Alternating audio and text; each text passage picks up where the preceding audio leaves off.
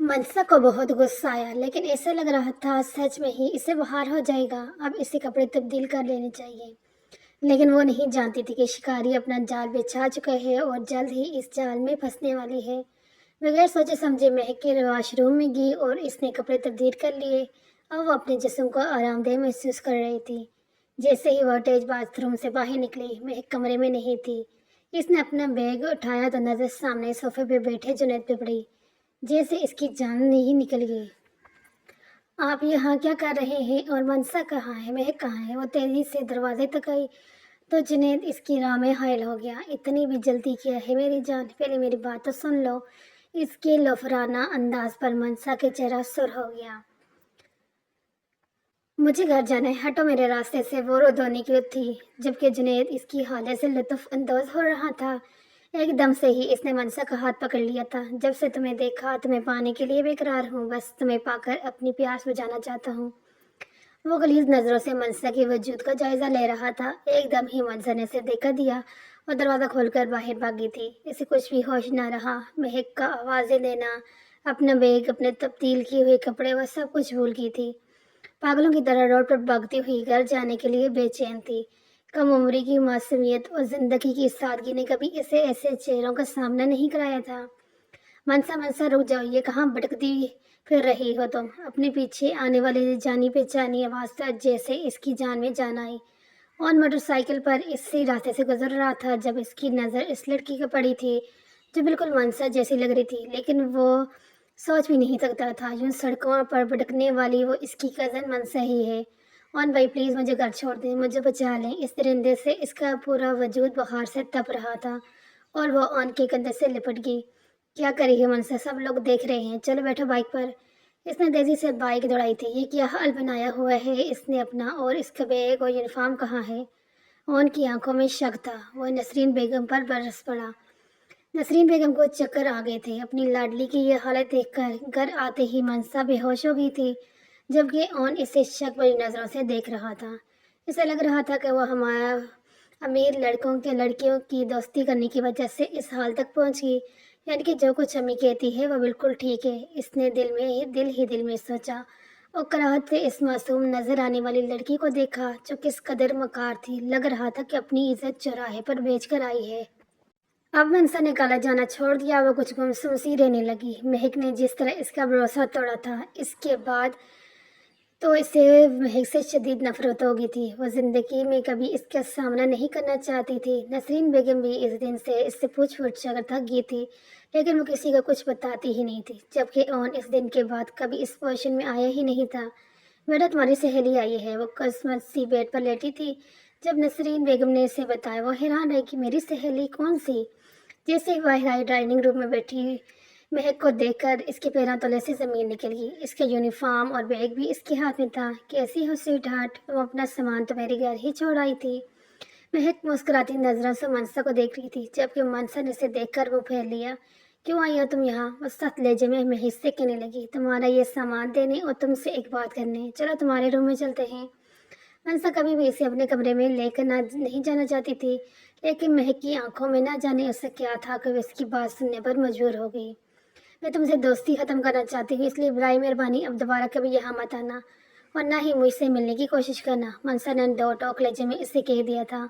दोस्ती खत्म कर लेना मेरी जान, लेकिन पहले मेरी बात तो सुन लो। जिन्हें तुम पर मर मिटा है तुमसे दोस्ती करना चाहते हैं, और अगर तुमने इससे इनकार किया तो याद रखना हम दोनों के पास तुम्हारे लिए कुछ है। अगर मैं तुम्हारी अम्मी को दिखा दूं तो शायद वो सदमे से ही मर जाएं। महक ने मकारी से इसे देखा था। क्या बकवास कर रही हो तुम? महक गुस्से से तलमलाई थी। बकवास नहीं है, देखो। अचानक एक तस्वीर महक ने इसके सामने की, जिसे देख मनसा के ऊपर का आसमान टूट पड़ा था। वो मनसा की एक नाज़िया तस्वीर थी जिसे खुफिया कैमरे से बनाया गया था। वो कुछ बोलने के काबिल नहीं रही थी। ये क्या किया है तुमने? इसके मुंह से फटी फटी आवाज़ निकली। ऐसी कई तस्वीरें मेरे और जन्नत के पास हैं, इसलिए इसकी ख्वाहिश पूरी करनी है। तुम्हें याद रखना, कल रात 8 बजे तुमने इसके फ्लैट पर आना है। वो अपने दोस्तों से वादा कर चुका है। महक के जाल में मछली फंस चुकी थी।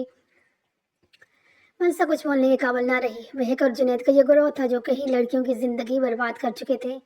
मासूम और भोली वाली कम उम्र लड़कियों से फ़ायदा उठाना इनके बाएं हाथ का काम था। कई लड़की इनके हाथों से ब्लैकमेल हो चुकी थी और अब मनसा की बारी थी। महक इसे सब कुछ बताकर चली गई थी, लेकिन जैसे मनसा जीते जी मर गई। इसकी हालत किसी बीमार मुर्दे की तरह नजर आ रही थी। वो नसरीन की नींद की गोलियां उठा कर ले आई, लेकिन इसे उठाते हुए इसकी माँ ने देख लिया था। ये क्या कर रही है तुम, पागल हो गई हो क्या? नसरीन बेगम सदमे से चूर थी। मुझे मरने दे अम्मी, मुझे ऐसी लड़कियों को मर जाना ही चाहिए, वरना वो दोनों मुझे बदनाम कर देंगे। वो रो रो रोते सारी सच्चाई नसरीन बेगम को बता गई। नसरीन बेगम को अपनी मासूम बेटी पर पूरा भरोसा था। अब इसे गले लगाकर वो तसल्लियाँ देने लगी। वो परेशान थी कि ये बात किसी को बताए। तभी इनके जहन में ओन का चेहरा आया, तो पहली फुर्सत में इन्होंने ओन से रब्ता किया। ओन इनके एक दफ़ा बुलाने पर ही दौड़ा चलाया। वो दोनों लड़का लड़की मेरी बेटी की ज़िंदगी बर्बाद करने में बदले हैं। उन खुदा के लिए मेरी बेटी को बचा लो। मैं बेवफा औरत कैसे इनका मुकाबला करूं? सारी बात सुनकर उनका चेहरा सुर्ख पड़ा था। इसने मलामती नज़रों से मनसा की तरफ देखा। ये सब कुछ इसकी वजह से हुआ था, इसकी दोस्तों की वजह से। ना ही इस लड़की से दोस्ती और ना ही ये सब कुछ होता। उन अपने दिल में इस लड़की के लिए नफरत महसूस कर रहा था, जिसे हमेशा छोटी बहनों की तरह समझता आया था। फिर अपने एक दोस्त जिसकी जान पहचान पुलिस में थी, इसकी मदद से इसने महक और जुनैद को गिरफ्तार करवा दिया। और इन दोनों से वो नाज़िया तस्वीरें भी बरामद कर ली थी, जो ना सिर्फ मनसा की थी बल्कि दूसरी कई लड़कियों की भी थी।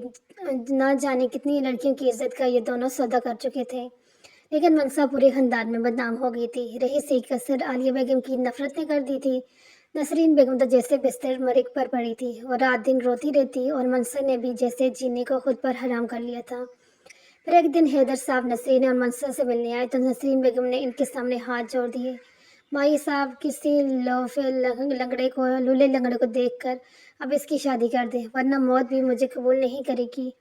इस वाक़ई के बाद से नसरीन बेगम जैसे मनसा से नाराज़ रहने लगी थी। वो तायाबू के लिए चाय लेकर आई थी। दिल चाह रहा था ज़मीन फटे और इसमें समा जाए। अरे मेरी इतनी प्यारी बेटी की किसी लोले लंगड़े से शादी क्यों करेंगे? अपना ऑन है ना, मैं तो इससे ही अपनी बहू बनाऊंगा। ये तो जब पैदा हुई थी तब से ही मैंने सोच लिया था। तायाबू ने बड़े प्यार से इसे देखा था। मनसा बिल्कुल सुन खड़ी थी। वो चीख चीख कर कहना चाहती थी कि ओन को इसने हमेशा बड़े भाई की तरह समझा है, लेकिन खामोशी से पलट कर अपने कमरे में आकर रोने लगी। दूसरी तरफ हैदर साहब की यह ख्वाहिश सुनकर आलिया बेगम ने के आसमां सर पर आसमान आ उठा था। मेरे चांद जैसे बेटे के लिए वो आवारा और बदकिरदार लड़की ही रह गई है। इसकी बदनामी के किस्से लोगों की ज़बानों पर हैं और आप इससे मेरी बहू बनाना चाहते हैं। आलिया बेगम का बस नहीं चल रहा था। वो जाकर मनसा का गला घोंट कर आ जाए। कसूर इसका नहीं था, तुम ये भी जानती हो, तुम्हारा बेटा भी। इसलिए मैंने फैसला कर लिया है, मैं मनसा और ओन का निकाह करना चाहता हूँ। दूसरी तरफ ओन को इस मामले की कोई खबर ना थी। वो तो जैसे खुशी के मारे हवा में उड़ रहा था, क्योंकि लंदन से इसका वीज़ा आ गया था और साथ ही नौकरी का लेटर भी। बस 25 तारीख को मैं लंदन की फ़्लाइट पकड़ लूँगा और घर आकर खुशी खुशी अम्मी को अब्बू को बता रहा था। 25 को तुम लंदन जाओगे और 24 को तुम्हारा निकाह है मनसा से। हैदर साहब ने जैसे अपना से फैसला सुनाया था। ओन हैरान रह गई। ये क्या कह रहे हैं आप? इस शादी जैसी कोई जंजीर अपने पाँव में नहीं बांधना चाहता। अभी तो मेरे ख्वाबों की तामीर होने का वक्त आया है। इसने साफ इनकार कर दिया था। ठीक है, अगर तुम मनसा से निकाह नहीं करोगे तो मैं तुम्हें बाहर जाने की इजाज़त भी नहीं दूंगा। हैदर साहब भी इसी के बाप थे। ये क्या कह रहे हैं अबू? एक मामूली लड़की की वजह से आप अपने बेटे के ख्वाबों को झुलसना चाहते हैं? उनको यकीन ही नहीं आ रहा था, लेकिन शुजा साहब की बात पत्थर पर लकीर हो गई थी। आलिया बेगम ने हर तरह की धमकी देकर देख ली और उन्होंने भी घर छोड़ने का कह दिया, लेकिन वो अपनी बात पर अटल थे। और गुस्से में तलमलाता हुआ नसरीन बेगम के पोर्शन में चला आया। ये क्या कर रही हैं चाची? आप अब्बू को ऐसे ब्लैकमेल नहीं कर सकती आप। इसने बगैर सोचे समझे बदतमीजी की थी। नसरीन बेगम का रवैया देख कर रोने लगी। मैंने कुछ नहीं कहा बेटा, बस मैं तो मरने से पहले अपनी बेटी को इसके घर का करना चाहती हूँ। भले वो फिर इसकी शादी तुमसे करे या फिर मोहल्ले के किसी भी दूसरे आदमी से। बस मैं इस नाजार की शादी कर देना चाहती हूँ। इसने पहले भी मुझे बहुत सताया है। और ने नफरत से पानी का गिलास ली खड़े मनसा को देखा। तो मैं तो देख लूँगा मैं। जहर आलूद नजरें इस पर गाड़ता हुआ दम दम करता यहाँ से चला गया। और फिर आहर कर हैदर साहब की जिद के आगे सबको हथियार डालने पड़े थे। उनके लंदन जाने से एक दिन पहले इन दोनों का निकाह हुआ था और इस रात नसरीन बेगम ने خدا کا شکر ادا کیا، لیکن ان کا غصہ آسمان کو چھو رہا تھا، جبکہ منسا خوف سے کانپ رہی تھی اور اچھی طرح سے جانتی تھی کہ ان اس کے ساتھ کیا سلوک کرنے والا ہے، لیکن وہ سلوک ایسا ہوگا یہ تو اس نے خواب میں بھی نہیں دیکھا سوچا تھا۔ اس نے منسا کے نازک وجود کو پھنکار کر رکھ دیا، زبردستی اپنا حق وصول کیا، پھر اپنے بیگ کے پیک کیا اور بنا کسی کو بتائے گھر سے چلا گیا۔ اگلی صبح اس گھر میں ماتم ہو رہا تھا، ان کسی سے ملے بغیر چلا گیا، سب کو ہی بہت افسوس ہو رہا تھا، جبکہ عالیہ بیگم نفرت سے منسا کے وجود کو دیکھ رہی تھی۔ یہ سب کچھ اسی کی وجہ سے ہوا ہے۔ منسا کے نکاح کے بعد نسری بیگم دوسرے شہر چلی گئی تھی اپنے بھائی بھابھی کے پاس۔ اب وہ پوشن بالکل ویران پڑا تھا، جس گھر میں کبھی منسا کی ہنسی گونجتی تھی، لیکن ایک مہینے بعد اچانک ہی منسا کو عجیب سا محسوس ہونے لگا۔ وہ کوئی بھی چیز کھاتی تو اسے ابکائی آنے لگ جاتی۔ ابھی بھی خراب طبیعت کے باعث وہ بیڈ پر لیٹی تھی جب صالحہ بیگم دندناتی ہوئی اس کے سر پہ پہنچی۔ مہارانی، بہت آرام کر لیا تم نے، اب جا کر کچن سنبھالو، آخر کو تم ہی اس گھر کی بہو ہو، تم یہ سارے کام کرنے ہوں گے۔ ماہرہ منسا خاموشی سے اٹھی اور باوجود اس کے کہ اس کی طبیعت خراب تھی پھر بھی وہ چپ چاپ کچن صاف کرنے لگی۔ نہ جانے کیوں اتنے چکر آ رہے ہیں۔ یہ لو، یہ گوشت صاف کرو، رات کا کھانا بنانے کی تیاری کرو، صالحہ بیگم نے گلا حکم دیا۔ اسے بہت چکر آ رہا تھا اور گوشت کو دیکھ کر اچانک ہی الٹی آنے لگی، جسے بمشکل اس نے صالحہ بیگم کی نظروں سے چھپایا تھا۔ اب وہ جیسے ایک ظالم ساس کا روپ دھار چکی تھی اور ایک منٹ کے لیے بھی اسے آرام نہ کرنے دیتی۔ اسے دن میں بھی اس کے جسم خوب تپ رہا تھا جب وہ کچن میں کھڑے ہو کر کام کرنے لگی۔ نہ جانے کب اسے چکر آیا اور بے ہوش ہو گئی۔ ہوش آئے تو اپنے سر پر کھڑی ڈاکٹر کو دیکھ کر وہ حیران رہ گئی۔ مبارک ہو، آپ کی بہو پریگننٹ ہے۔ ڈاکٹر کی خبر نے سب کے ہوش اڑا دیے۔ صالحہ بیگم حیران رہ گئی، جبکہ تایا ابو باہر لانچ میں بیٹھے تھے۔ آپ لوگ اتنے حیران کیوں ہو رہے ہیں؟ آج شادی کے بعد سبھی لڑکیاں پریگننٹ ہوتی ہیں۔ ڈاکٹر نے یہ حیرت میں اطلاع دیکھ کر خود بھی حیران ہو رہی تھی، جبکہ صالحہ بیگم غصے سے بل کھا رہی تھی۔ وہ صرف ڈاکٹر کے جانے کا انتظار کر رہی تھی۔ ڈاکٹر کو جاتے ہی انہوں نے ماہرہ کے بال پکڑے تھے۔ کس کے ساتھ منہ کالا کیا ہے تم نے؟ یہ اولاد میرے بچے کی نہیں ہو سکتی، اس نے تو تمہیں چھوا بھی نہیں تھا، وہ تو شادی کی رات ہی اس ملک سے چلا گیا تھا۔ صالحہ بیگم اس سے بالوں سے پکڑ کر دیوار میں مار رہی تھی، غصے سے وہ پاگل ہو رہی تھی۔ ثانیہ اور تایا ابو نے بمشکل اسے چھڑایا تھا۔ وہ خود بھی حیران تھی کہ آخر اس کے ساتھ یہ کیا ہوا تھا۔ تایا ابو کی آنکھوں میں بھی شک تھا، تبھی وہ ان کے قدموں میں گر گئی۔ مجھ پہ شک نہ کریں تایا ابو، آپ کو یہ بچہ آپ کے بیٹے کا ہی ہے۔ ماہرہ نے بمشکل یہ لفظ ادا کیے۔ تایا ابو نے اسے اس کے کمرے میں جانے کا کہہ دیا۔ وہ کسی طرح ان سے رابطہ کرنا چاہتے تھے، لیکن جب سے وہ گیا تھا اسے گئے ہوئے 2 ماہ ہونے والے تھے، ایک دفعہ بھی ان نے رابطہ نہیں کیا تھا۔ وہ کیسے یقین کر لیتے کہ یہ بچہ ان کا ہے؟ شادی کی رات ہی تو اس لڑکی کو چھوڑ کر چلا گیا تھا۔ وہ خود بھی شدید شک میں مبتلا رہے تھے، جبکہ صالحہ بیگم کی ایک ہی رٹ تھی کہ اس گندگی کے پوٹ کو اس گھر سے باہر نکالو۔ منسا خود نہیں جانتی تھی کہ یہ سب کیسے ہو گیا۔ کہیں دن سے اپنی طبیعت خراب محسوس کر رہی تھی اور کیسے ان لوگوں نے یقین دلا دی کہ جانے سے پہلے ان نے اسے اپنا سارا حق وصول کر لیا تھا۔ وہ رات آج بھی اسے اذیت دیتی تھی جب اس نے ان کی منتیں کی تھی ایسا نہ کریں ان بھائی، ابھی میں ان سب کے لیے تیار نہیں، لیکن غصے میں بالکل حیوان بن چکا تھا۔ اپنے ساتھ اس کے نرم گدے وجود پر گاڑتا اور جگہ جگہ سے اسے کاٹ رہا تھا۔ اس کی گلابی ہونٹ جن سے خون رسنے لگا تھا۔ وہ شخص جس سے ہمیشہ اس نے اپنا بھائی سمجھا تھا، لیکن آج وہ ایک درندے کے روپ میں اس کے سامنے آیا تھا۔ اسے ان سے نفرت سی ہو گئی تھی۔ وہ کبھی نہیں چاہتی تھی کہ ان واپس آئے۔ اب اگر واپس آیا، اس کے ساتھ زندگی گزاری ہر رات اس کے لیے کسی قیامت سے کم نہیں ہوگی، لیکن منسا کو کیا معلوم تھا کہ وہ اپنی ایک نشانی اس کے وجود میں چھوڑے جا رہا ہے۔ جب تک ان اس کے بارے میں گواہی نہیں دے گا تب تک کوئی بھی اس کا یقین نہیں کرے گا۔ تم اس گھر سے نکلوا کے ہی دم لوگی۔ میرا بیٹا طلاق کے 3 لفظ تمہارے منہ پر مارے گا۔ صبح وہ کچن میں کام کر رہی تھی جب صالحہ نے اسے زہر آلود نظروں سے دیکھا۔ منسا نے خاموشی سے سر جھکایا۔ زندگی نے جو بھی اسے سبق دیا تھا اس کے لیے وہی بہت تھا۔ ہر رشتہ، ہر تعلق اس کے لیے بے ایمانی ہو چکا تھا۔ خود اس کی ماں بھی اس پر اعتبار نہیں کرتی تھی، تو پھر یہ لوگ کیسے کرتے؟ وہی آ کر فیصلہ کرے گا۔ بیٹا میں کچھ نہیں کہہ سکتا، شجاع صاحب نے اسے صاف کہہ دیا تھا۔ گھر میں کوئی بھی اس سے بات نہیں کرتا تھا، اس کا درجہ صرف ایک نگرانی کے برابر ہی تھا۔ گھر کا سارا کام کرنے کے باوجود بھی ہر وقت صالحہ بیگم کی زبان زہر اگلتی رہتی تھی۔ لیکن یہ تمہارا باپ صاف کرے گا۔ بیڈ پہ لیٹ کر آرام کر رہی ہو، دوسروں کا گند لے کر اس گھر میں پڑی ہو، چلی کیوں نہیں جاتی یہاں سے؟ صالحہ بیگم جیسے اس پر تھوکنا بھی نہیں چاہتی تھی۔ چلی جاؤں گی، بس آپ کے بیٹے کے آنے کا انتظار کر رہی ہوں۔ اگر اس نے کہہ دیا کہ میری کوکھ میں پلتی اولاد اس کی نہیں تو خدا کی قسم ایک پل بھی یہاں نہیں رکوں گی۔ صالحہ بیگم کی آنکھوں میں آنکھیں ڈال کر آج پہلی بار اس نے انہیں جواب دیا تھا۔ پورے 4 مہینے بعد نزت بیگم مائرہ سے ملنے آئی۔ اپنی بیٹی کو حاملہ دیکھ وہ حیران رہ گئی اور خوش بھی بہت ہوئی۔ بڑے پیار سے اس کی پیشانی چومی تھی۔ اس گنہگار کو نیک ثابت کرنا چاہتی ہو تم؟ آخر اپنا جرم آزما کر تم نے اسے میری بہو بنا ہی دیا۔ لیکن یاد رکھنا زدت میں صرف اس وقت کا انتظار کر رہی ہوں جب میرا بیٹا آ کر اس سے میرے سامنے طلاق دے گا، کیونکہ تمہاری یہ بد کردار بیٹی کسی دوسرے کے گناہ کو لے کر میرے گھر میں بیٹھی ہے۔ صالحہ بیگم ان دونوں ماں بیٹی کو ذلیل کر رہی تھی۔